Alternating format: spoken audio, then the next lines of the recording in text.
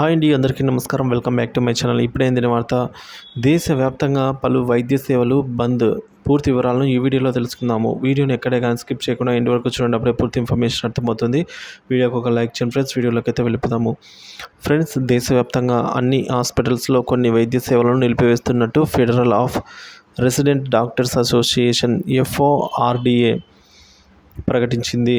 August 9న పశ్చిమ బెంగాల్ రాజధాని కోల్కతాలో ఉన్న ఆర్జీ కార్ మెడికల్ కళాశాలలో జరిగిన జూనియర్ విద్యార్థురాలి హత్యను నిరసిస్తూ ఫోర్డా ఈ నిర్ణయం తీసుకుంది. ఈ మేరకు కేంద్ర ఆరోగ్య శాఖ మంత్రి JP నడ్డాకు ఆ సంఘం లేఖను అయితే పంపింది. ఆర్జీ కార్ మెడికల్ కళాశాల వైద్యులకు మద్దతుగా ఈ నిర్ణయం తీసుకున్నట్టుగా వెల్లడించింది. ఆర్జీ కార్ మెడికల్ కాలేజీలో జూనియర్ వైద్యురాలి హత్యకు బాధ్యులైన వారిపై అయితే చర్యలు తీసుకోవాలని కేంద్ర ప్రభుత్వాన్ని ఫోర్డా డిమాండ్ చేసింది. ఇందుకు 24 గంటల్లో డెడ్ లైన్ అయితే విధించింది. ఒకవేళ కేంద్ర ప్రభుత్వం స్పందించకుండా దేశవ్యాప్తంగా హాస్పిటల్స్లో సేవలు నిలిచిపోతాయి అని కూడా వార్నింగ్ ఇచ్చింది. దౌర్జన్యానికి గురైన జూనియర్ వైద్యురాలి ఆమెకు న్యాయం జరగాలని ఫోర్డా స్పష్టం చేసింది. ఈ ఘటనను రాజకీయ కోణంతో చూడొద్దని, ఈ పోరాటంలో వైద్యులకు మద్దతు ఇవ్వాలని అన్ని వర్గాల నుంచి ఫోర్డా అయితే కోరింది.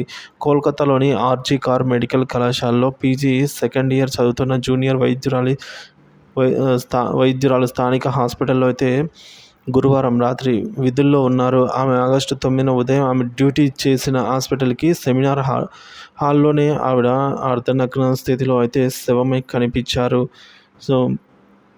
సదరు జూనియర్ వైద్యురాలిపై లైంగిక దాడి కూడా జరిగిందని ప్రాథమిక శవ పరీక్షలో అయితే తేలింది. ఆమె నోరు, కళ్ళు, ఇతర భాగాల నుంచి రక్తస్రావం జరిగినట్లు ఇక శవ పరీక్షలో వెల్లడైంది. శరీరంపై వివిధ గాయాలు కూడా ఉన్నాయని వైద్యులు నిర్ధారించారు.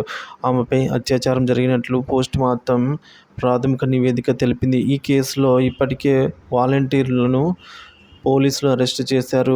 హత్య జరిగిన సంఘటనలో దొరికిన బ్లూటూత్ ఆధారంగా అతన్ని అదుపులోకి తీసుకుని హంతకుడిగా అయితే తేల్చారు.